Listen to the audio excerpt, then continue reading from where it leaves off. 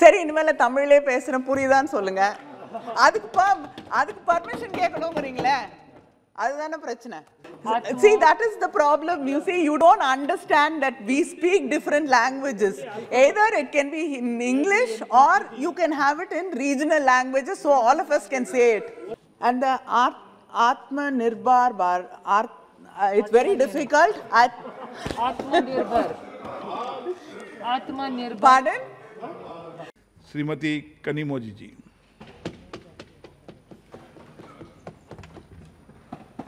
Thank you, sir.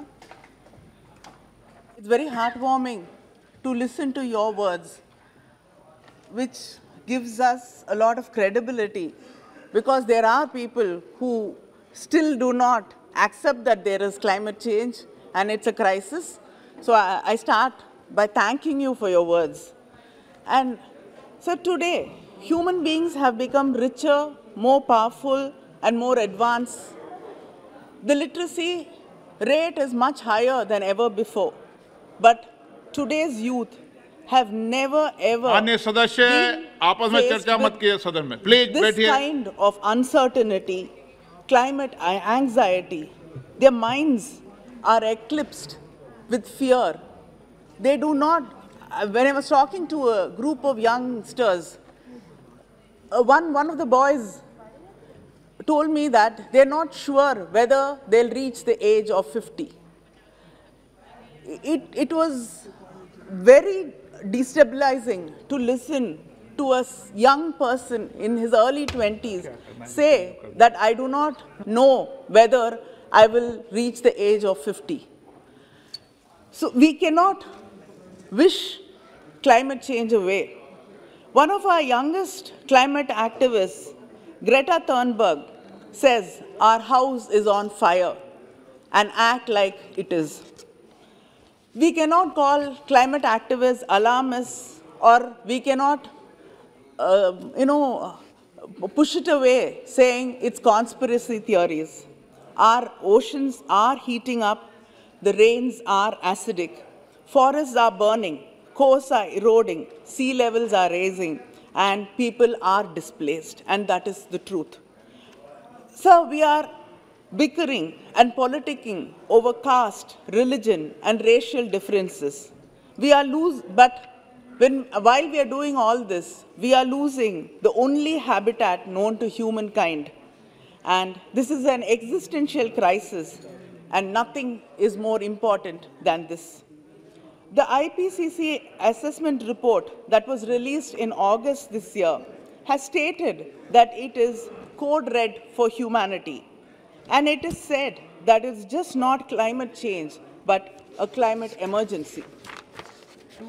Very true. The 26th Conference of Parties for United Nations Framework Convention on Climate Change was recently held 1 month ago in Glasgow. The 26th COP meeting is considered as the most significant meeting of the century because of the crisis in front of us. There were around 6 trillion trees on this earth before agricultural revolution, which started around 10,000 years ago. Today, it is less than half of what was there before agricultural revolution started. So losing our forests is not just losing places of calm and comfort. We are losing the diversity of life, human health, and the livelihood it provides, and the climate resilience it gives the earth.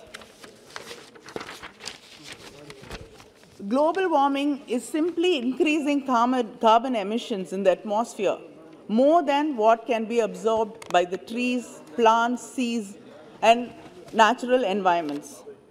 David Attenborough recently mentioned that it finally comes down to a single number, the concentration of carbon in our atmosphere. And we should all join our hands together to combat it. The IPCC report 2018 also warned us that the global warming will increase during the 21st century unless deep reductions in carbon dioxide and other greenhouse emissions occur in the coming decades. The Paris Climate Agreement of 2015 was about limiting global temperature well below 2 degrees Celsius, whereas the Glasgow Agreement has gone a step ahead, and it's very ambitious, and it set its goals to reducing it around 1.5 degrees Celsius. That is pre-industrial revolution levels. Our Prime Minister has announced 5 important commitments in the climate summit. They are: India will increase its non-fossil energy capacity to 500 gigawatt by 2030. India will fulfill 50% of its energy requirements with renewable energy by 2030.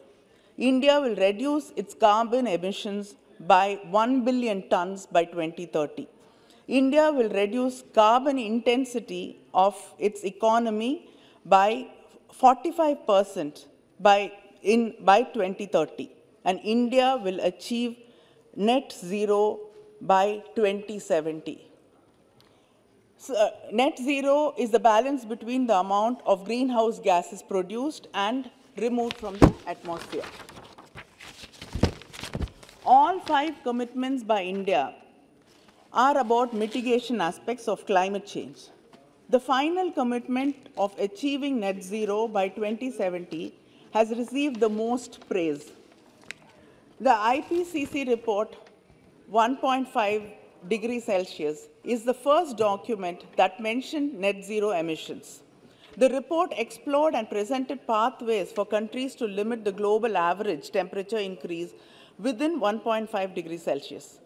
One of the key insights from this report is that the world needs to achieve this by 2015 to limit its temperature. So I'd like to ask, what does it mean to achieve net zero emissions by 2070 for India? According to the study conducted by the Council for Energy, Environment and Water, India's total installed solar power capacity needs to increase to 5,630 gigawatts by 2070 to achieve this. The net zero which we have promised, which we made as a promise in the summit to the world. But the government, in its reply to a question in Lok Sabha on 2nd December 2021, has said that only 46.25 gigawatts of grid-connected solar power has been installed in this country. So how are you going to achieve your target? I mean, this is nothing compared to what we have promised the world. The usage of coal, especially for power generation, would need to peak by 2040 and drop by 99% between 2040 and 2060. Further, crude oil consumption also has to peak by 2050 and fall substantially by 90%. In the Paris Climate Convention, India committed to increase the share of non-fossil fuel resources to 40% of the power generation capacity and reduce the emissions intensity of the economy by 30 to 35% compared to the 2005 levels. To achieve our Paris pledge, we must have completed at least 175 gigawatt of renewable energy generation by 2022. But we've only achieved not even 2/3 of what we have to achieve. So how are you going to keep up the promise you've made to this world? To achieve its new goals, India will need to do much more in a holistic way. For instance, our country has a target of achieving 40 gigawatts of green energy from rooftop solar sectors by 2022. But we have not been able to achieve even 20% of that so far. In the transport sector, India has targeted around, its target is around 30% of the share of vehicles, electric vehicles, will be increased by 2030. But according to the Climate Action Tracker, to be compatible with the Paris Agreement, the share of EV sales needs to be between 95 to 100% by 2040. Our target is 30%, but it has to be nearly 85 to 100%. How are you going to bridge this gap? And the next major roadblock for India achieving net zero emissions in India is increased reliance on coal for power generation. More than 52% of India's energy needs are met by coal alone, and more than 60% are from fossil fuels. While in the past 7 years, the country has invested rupees 5.2 trillion in renewable energy. 5.2 trillion in renewable energy. But the investment in fossil fuel industry, it's come down only by 4%, but still the investment is around 245 trillion. So how are you going to keep the promise you made to the world? Very good question. Worse, the coal production is estimated to increase by 1 billion tons. And by 2024, from that to around 716 million tons in 2021. India is already home to the second largest coal-fired power plant pipeline in the world. According to the Central Electricity Authority, coal capacity is projected to increase from 202 gigawatt in 2021 to 266 gigawatts by 2930. The thermal power plants are not only a major source of carbon emissions, they also have other emissions like nitrous and sulfur oxide. India is the largest emitter of sulfur dioxide in the world. What are we doing? What are we going to do to reduce this? The government has initially had set a deadline for 2017 to install flue gas desulfurization units that will cut sulfur dioxides in our coal plants. But then we've moved the deadlines. We did not do anything to cut the emissions. But the easiest thing to do was to move the deadlines from 2017 to beyond that. The reason is cost. Because the private corporate companies, did not want to pay that much to install cutting down emissions, and nor did the government want to do it. But I'd like to ask, which is more important, human lives or these costs? It is very clear that the reliance on coal for energy in India will continue, and it will peak in 2040. But the government is not honoring, and only after that will it fall, and you will be able to reach your net zero by 2070.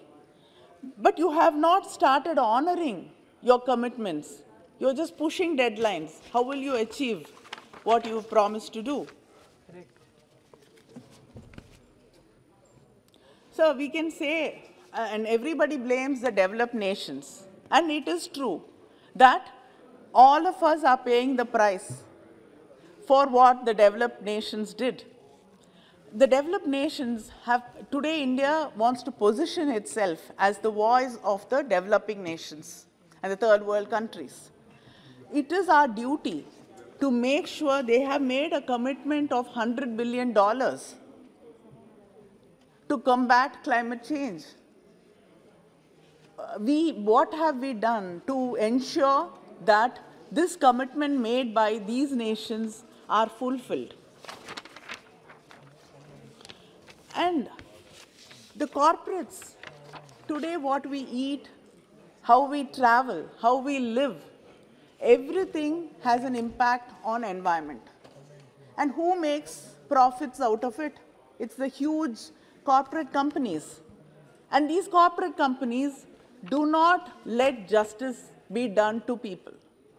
Their lobbies will not allow the governments to make policy changes, and they do not allow justice to be done to the people. And we have examples in the Union Carbide plant. What happened 35 years after that? Still people are seeking justice, still people have not got what they have to be given rightly. The compensation has not been given to them, and there's no cleanup. Still, whatever was dumped there is still there, lying around. They haven't cleaned up. Same thing in Kodaikanal in Tamil Nadu. The Unilever, for 14 years, the mercury which has been dumped there has been poisoning the forests, the people who are working there, and the water, the river. Are they held accountable? No, they get away. So without getting justice for the common people, what are we going to do? How are we going to keep our promises to the world?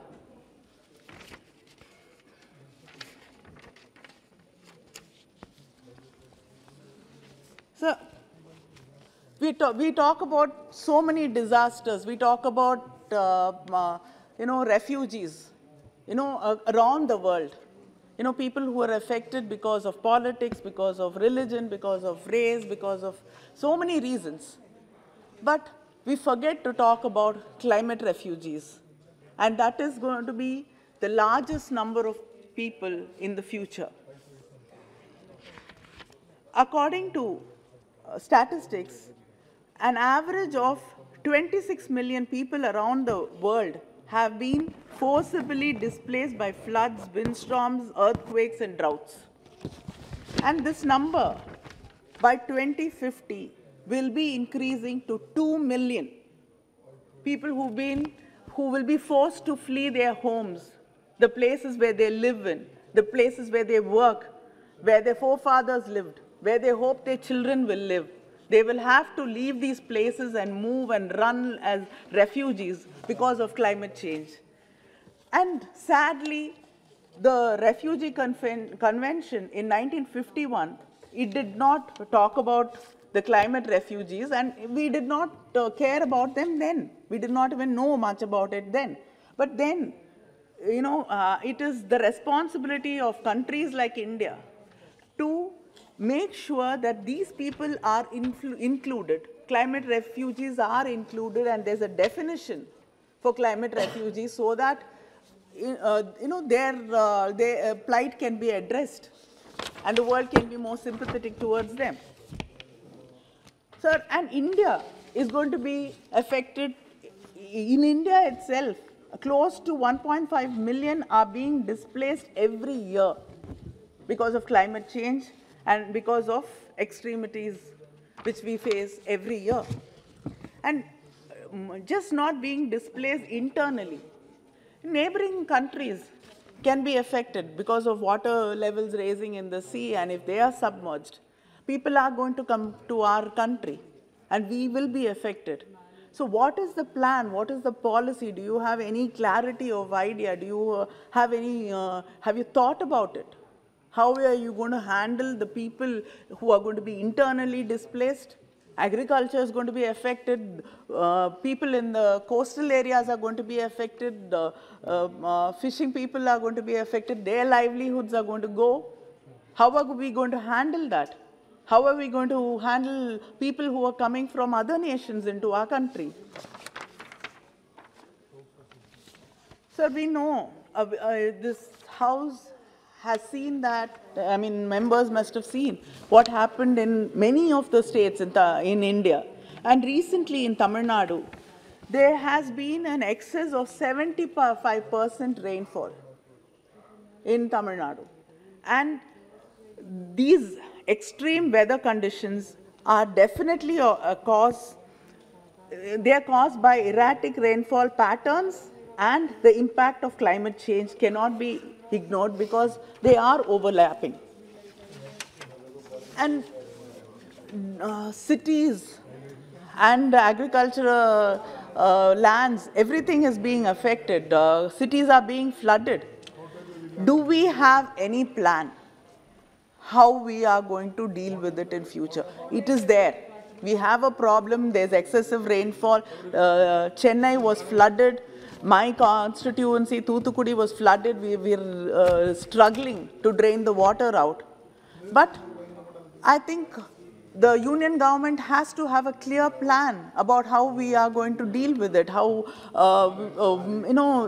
how future rainfalls, monsoons are going to be dealt with. Do you have any plans? Do you have any clarity about it? But sadly, Chennai is struggling with floods. Water doesn't have any way to go out to the sea. And in spite of all that, you want to expand the port. And you want to close the Ennur Creek and the Kosasthalayar River Basin because you want to expand the port. What happens to the city? What happens to the people there? Should we all drown? That's the only thing which will happen if the creek is closed. What a shame. So, I mean, we have to think about what we have, what is good in the long run, what is there good for the people, and not for what is good for the corporates.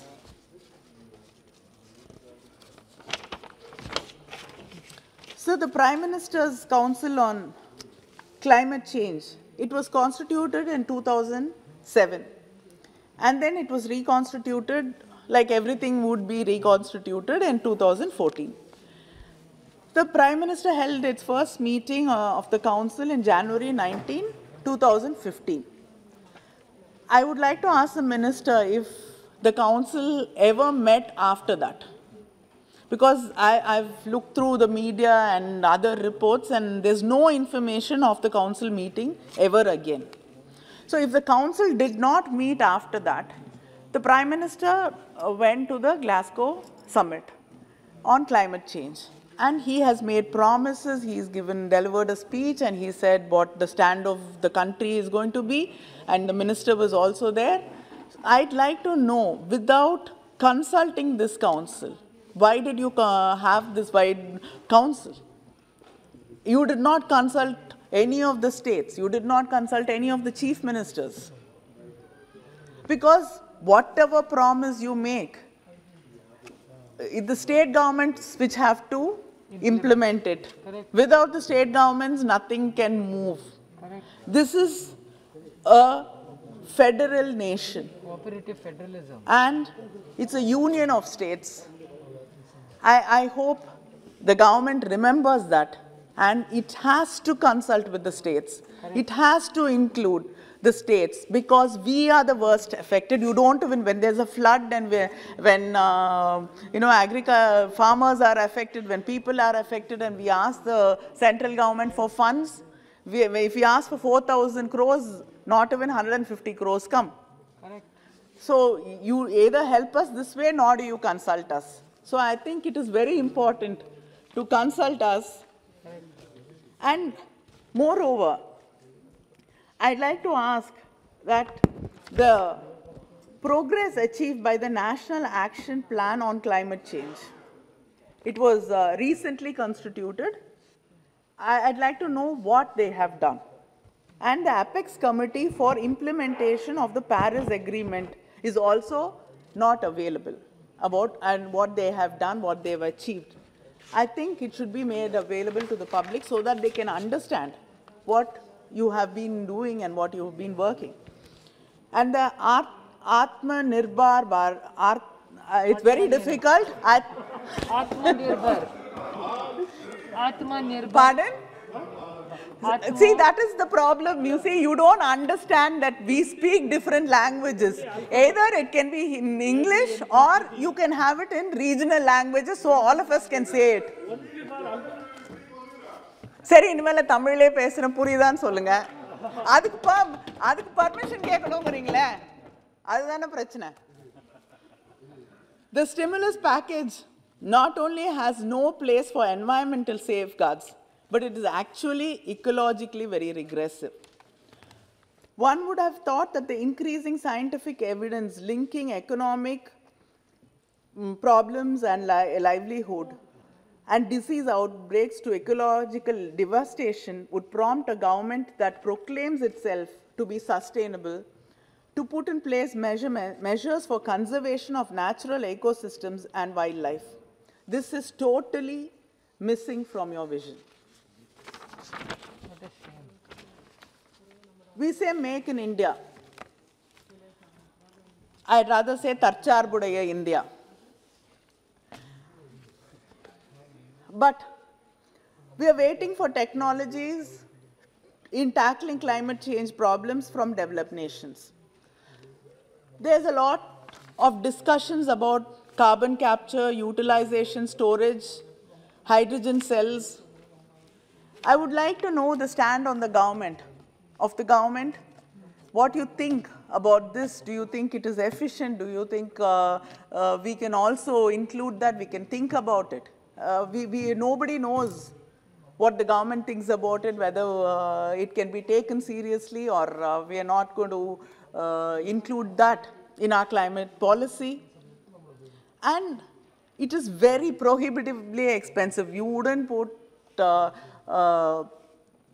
something to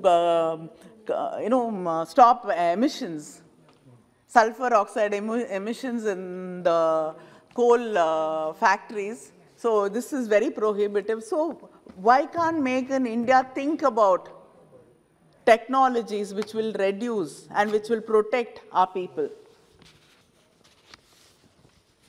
So India has not invested in policies to facilitate our net zero commitments to COP26. It has also not made the budgetary allocations necessary to execute on our promise to the net zero 2070. The union government has actually reduced the budgetary allocation to the environment ministry. The minister, I'm sure, is well aware of it, and he knows, he must have felt the pinch. It's been reduced by 230 crores this year compared to the previous year. Our environment minister in Glasgow summit has said that climate finance is not charity. This is an obligation, responsibility, duty, and above. I hope he reminds the government and the finance ministry about this, that it is not charity, and this is a very, very important department, and they have to allocate enough funds to protect our people and the country. The economic development and environmental conservation does not have to be on opposite sides. There are many models in front of us which can ensure both development and conservation, but we have to listen. And we should believe in consultation. We should consult with experts, scientists, people who've been working in the grassroots level. And I think climate literacy is very important, not just students.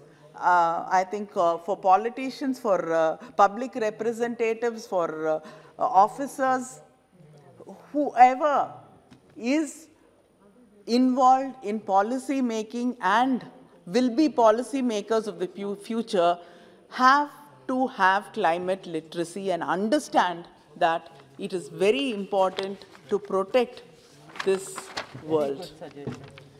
And the government needs to formulate a policy on climate change mitigation and adaptation with adequate investments on research and development. It is imperative that the central government holds consultations with all state governments, environmentalists, activists, and people who've been working towards, combating climate change. I would like to conclude by quoting Jay Inslee, the 23rd governor of Washington. We are the first generation to feel the sting of climate change, and we are the last generation that can do something about it. Absolutely. So let us do something about it together. I mean, we are not here to say you are in the treasury, we are in the opposition, and nobody can be above blame. We accept that. So I think we have to come together to protect and to do something about climate change and that is the only true gift we can give the next generation. Thank you. Very good. Thank you very much.